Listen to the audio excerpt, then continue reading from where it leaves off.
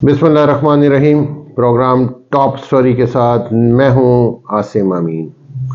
आज हम बात करेंगे कि हमारे माशरे में करप्शन क्यों है, क्योंकि हम जिस भी अदारे में पाकिस्तान में जाते हैं वो करप्शन के बगैर कोई भी आपका काम करने को तैयार नहीं होता। यहाँ तक सूरत हाल बुरी बन चुकी है कि किसी भी गरीब आदमी जो मेरिट पे है उसको भी इंसाफ नहीं मिलता।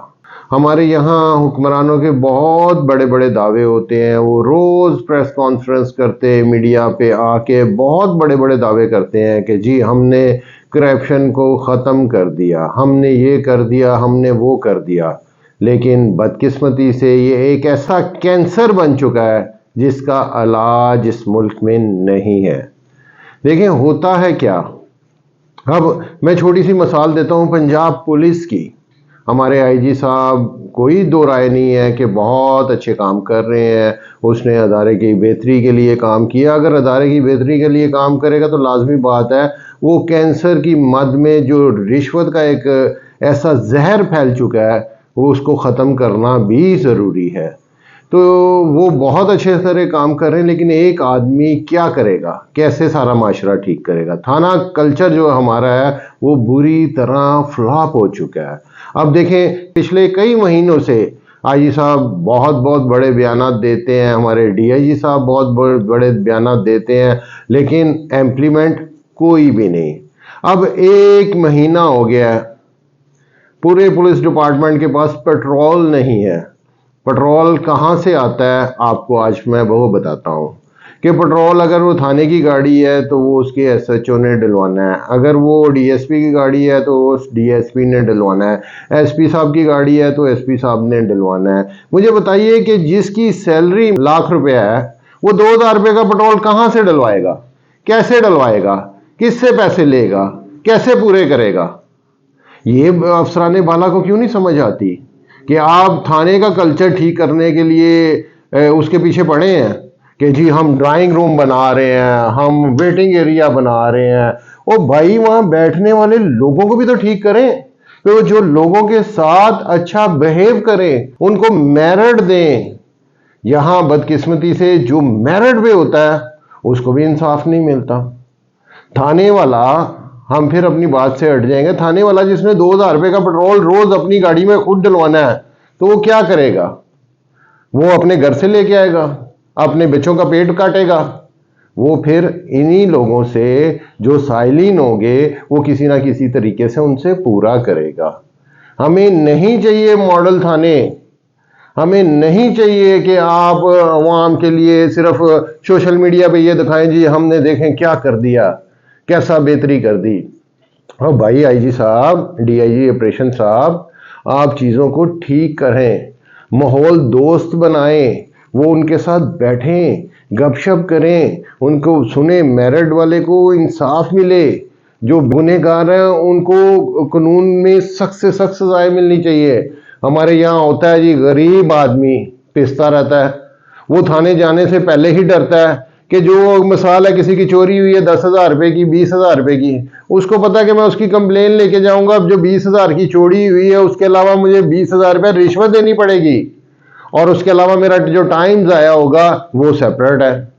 इसी तरह बहुत सारे ऐसे अदारे हैं, वो आप एफपीआर ले लें, वो आप एक्साइज डिपार्टमेंट ले लें, एंटी करप्शन ले लें, और अदर हम चले थोड़ी सी बात करते हैं अब, क्योंकि अब सिलसिला शुरू किया है रेवेन्यू डिपार्टमेंट की। आपको पता है कि जितनी बड़ी करप्शन रेवेन्यू डिपार्टमेंट में है वो मेरा ख्याल पाकिस्तान में किसी और डिपार्टमेंट में होगी नहीं। एक पटवारी जो है वो जिस जगह पे लगा हुआ है उसका मालिक है, वो जो चाहे वो करता है, जिसको चाहे नवाजना उसको नवाजता है, जिसको चाहे बर्बाद करना उसको बर्बाद कर देता है।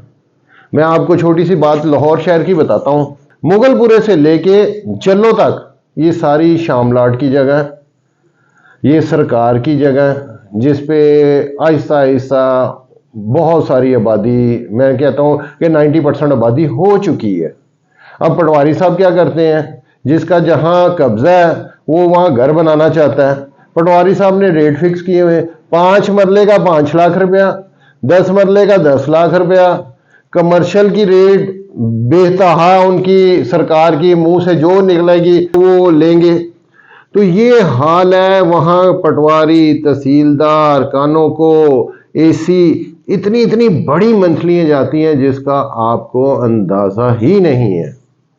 تو یہ ساری صورتحال ہے۔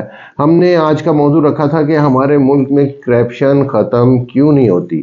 وہ اس وجہ سے نہیں ہوگی کیونکہ ایک تو حرام ہمارے لوگوں کو لگ چکا ہے، دوسری چیز ہے جو آج کے سارے پروگرام کا نچوڑ ہے وہ ہے کہ ہم نے اپنی ضروریات زندگی میں لائف سٹائل کو تبدیل کر لیا ہے کہ ہمارے اخراجات بہت بڑھ چکے ہیں، ہماری انکمیں ہیں، ہم تنخواہوں پہ جاتے ہیں نا، اپنے جتنے بھی پورے پاکستان کے سرکاری لوگ دیکھ لیں نا، ان کی تنخواہیں اتنی ہوتی ہیں 2 لاکھ 4 لاکھ 5 لاکھ 10 لاکھ روپیہ، 15 لاکھ ہوگی چلیں، تو ان کے گھروں کے خرچے آپ دیکھ لیں، ان کا لائف سٹائل آپ دیکھ لیں، ان کے اگر وہ آپ پراپر جن کے محل نما گھر ہیں ان کی آپ بجلی کے بل دیکھ لیں تو میرا خیال ہے کچھ نہیں، اگر وہ جینون طریقے سے وہ ادا کریں تو 2 4 4 5 لاکھ روپے ہیں۔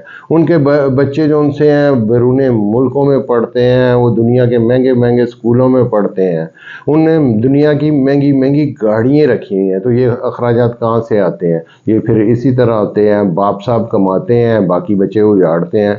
تو یہ سلسلہ ہے کہ ہمارے پاکستان کی بربادی کا جو مین ریزن ہے وہ یہ ہے کرپشن۔